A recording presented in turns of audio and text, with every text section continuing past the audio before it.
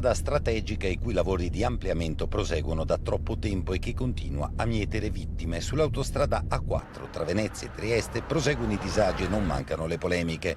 Per completare i lavori ed estendere a 3 corsie a tutta la tratta mancano almeno 400 milioni di euro, un intervento che alcuni vorrebbero come prioritario tra le scelte del governo. Bisogna reperire al più presto le risorse finanziarie necessarie per poter completare la terza corsia nel tratto veneto. Se non è possibile attivare subito la nuova società autostradale, si diano le risorse a quella che già esiste, ma l'intervento si faccia e si faccia al più presto. Intanto gli incidenti continuano a ripetersi. In 2 settimane sono stati 7, tutti nel tratto in cui manca la terza corsia, con una percentuale di sinistri del 6%, dove le carreggiate per senso di marcia sono 2. La percentuale si abbassa al 2,5%, dove invece le corsie sono 3.